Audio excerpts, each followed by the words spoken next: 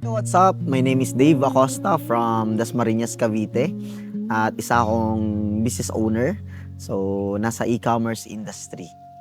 So, nalaman ko tong Alpha Reset through sa message ni Dred na inorganize ni Sir Mike, which is matagal ko nang kakilala tsaka mentor, at sobrang naging interested lang ako sa retreat na sinabi niya. Yes, mentis na ako ni Sir Mike way back 2024 pa.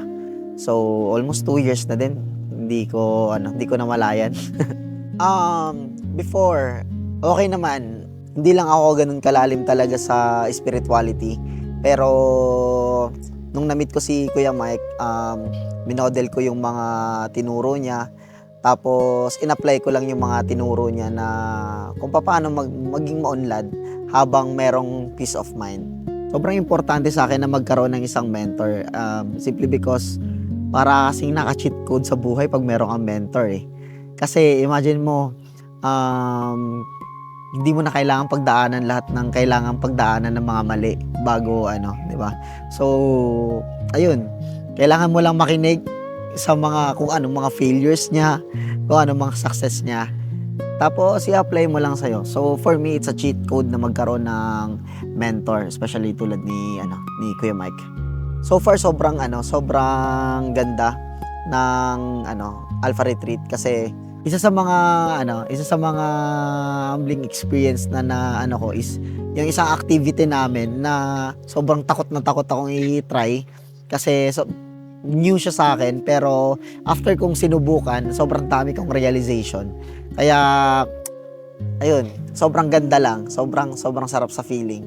Buti na lang nandito ako. May fear kasi ako sa darkness. Everyday ko siya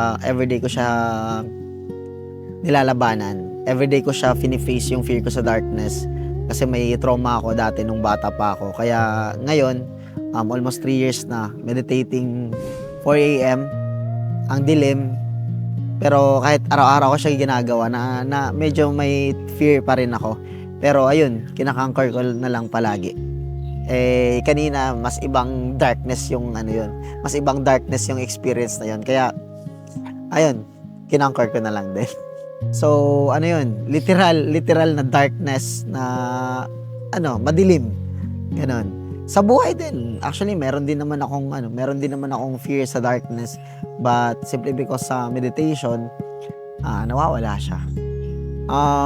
Natutunan ko kasi siyang yung fear na yun is natutunan kong i-convert into love frequency. So, been meditating for almost 3 years.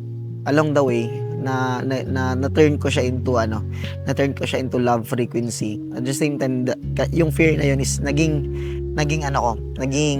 parang, kumbaga, siya yung parang naging reminder sa akin palagi na every time may fear is may reward sa likod nun. I think, after this Alpha Reset, yes, meron pa rin naman. Kasi tulad ng sinabi ko kanina, nandyan siya palagi. Importante lang is kung paano ko siya lalabanan everyday. So, ayun. Palagi ko lang talaga siyang kinakaibigan ko na lang yung fear ko na yun. Yes, mahirap sa umpisa, pero along the way, naman siya, kaya naman. Guys, invite ko kayo na mag-join sa Alpha Reset Retreat dito sa Taalmaranan. Kasi kung ikaw isa sa mga entrepreneur na medyo magulo yung utak, walang peace of mind, this is your time na regaluhan mo naman yung sarili mo ng isang retreat na tulad nito para magkaroon ka ng peace of mind habang umaakyat tayo sa success. Kuya Mike, thank you so much sa effort mo. Maraming salamat sa wisdom. Maraming salamat sa mga tinuro mo. We love you. I'm Dave Acosta. Sobrang proud ako maging part ng Alpha Reset Batch 2.